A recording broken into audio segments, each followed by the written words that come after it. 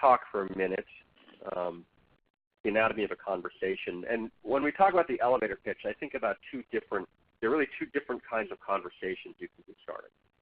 There is the one-to-one conversation. You're on the networking floor, you walk up to someone, you exchange pleasantries, like that's the one-to-one thing. And then there's the in a group. And the in a group is the more traditional elevator pitch, like the 30-second elevator pitch. And these two are very different. There's some crossover, which we'll see. I'll show you some graphics in a minute to show you where the crossover is between these. But you really want to use a very different approach depending on the situation you find yourself in. So let's talk first about the one-to-one conversation.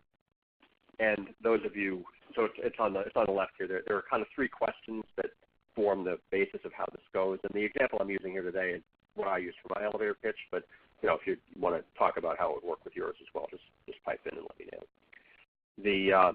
So again, the one-to-one, and then these three questions I talked about. If you've been to my webinars or been following me for a while, these are the only three questions you'll be asked at a networking event.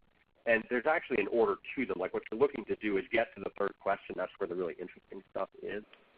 And so as we talk about, so how's it going?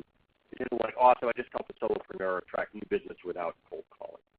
And what you're hoping to do with that awesome, with that how's it going phrase is for someone to say, without calling, what is it that you do? What do you do? And remember that what you do is we're not at the 30-second elevator pitch yet. We're still looking for something else. So what do you do? I work with solo professionals who want better results from business networking. And again, as you all know, like the more specific you can be, I actually, when I was working on this presentation, I realized that I've been talking about I work with people who want better results, but that's not good. Like solo professionals, like I work with solo professionals. It doesn't mean I can't work with businesses. It doesn't mean I can't work with other kinds of people, but it does. But the more specific you can be about who you're working with, the better off you are. So the conversations are: you walk up to someone, you meet them, say, "How's it going?" "Oh, awesome! I just helped a solopreneur attract new business without cold calling." Cold call?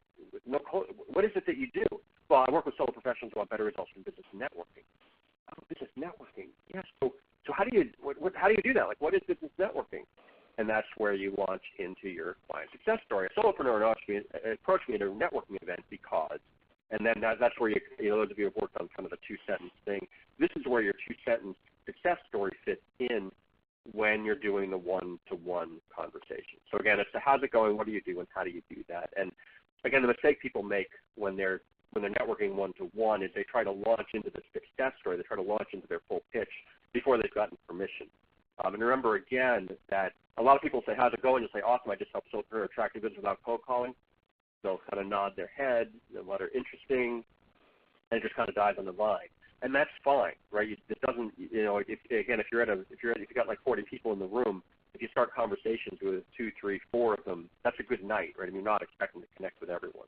And the goal is to get better at kind of moving this forward. You say something, they say something, you can move it forward. So again, when we talk about conversation starters for the one-to-one scenario, that's where you set this up. You start off with how's it going. You give something that makes them ask the next question.